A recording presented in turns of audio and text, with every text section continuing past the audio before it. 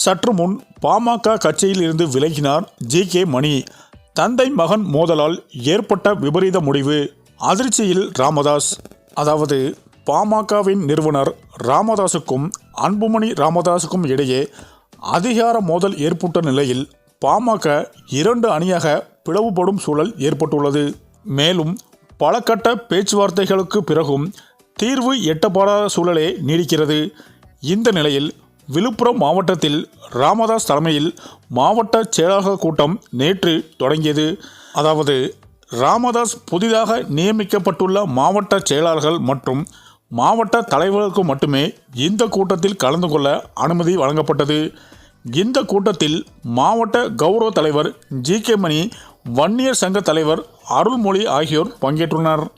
நேற்று நடைபெற்ற ஆலோசனை கூட்டத்தில் பாமகவிற்கு புதிய பொதுச் செயலரை ராமதாஸ் நியமனம் செய்தார்.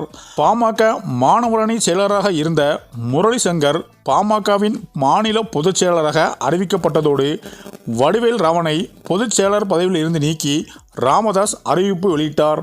இந்த நிலையில் தைலாபுரம் தோட்டத்திற்கு வந்த பாமகவின் கௌரவ தலைவர் ஜி.கே. மணி செய்தியாளரை சந்தித்து பேசுகையில், 1 வாரத்திற்கு முன்பு ராமதாஸ் சென்னைக்கு வந்தார்.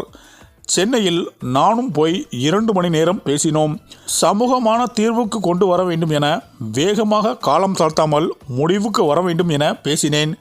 சரி என ஒத்துக்கொண்டார். ராமதாஸின் சின்ன பொண்ணு கவிதா வீட்டில்தான் பேசி பார்த்துவிட்டு வெளியே வந்த போது செய்தியாளர்களை சந்தித்தார். இவரிடமும் நல்ல தீர்வு விரைவில் வரும் என்று சொன்னேன். சொல்லிவிட்டு வெளியே வந்த பிறகு 4:30 மணிக்கு வெளியே வந்த ராமதாஸ், ஒரு சமூகமான தீர்வு வரும், விரைவில் அறிவிப்பேன் என சொல்லியிருந்தார். இதற்கு இடையில் நடைபெற்ற 1 வார நிகழ்வுகள் கவலை அளிப்பதாக இருக்கிறது. ரொம்பவும் வருத்தப்படக்கூடிய, வேதனை அளிக்கக்கூடிய செய்திகள் தான் இருக்கிறது.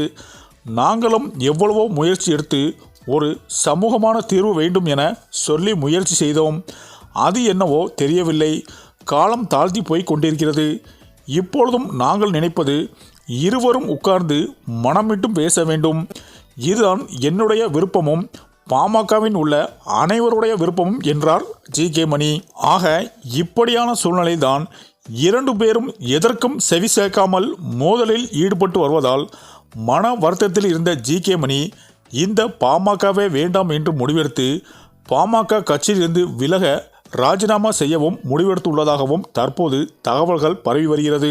சரி, இந்த வீடியோ பற்றிய உங்கள் கருத்துக்களை கமெண்ட்ல சொல்லுங்க. மேலும் வீடியோ பிடித்திருந்தால் லைக் பண்ணுங்க, ஷேர் பண்ணுங்க, மறக்காம நம்ம சேனலை சப்ஸ்கிரைப் பண்ணிக்கோங்க. நன்றி.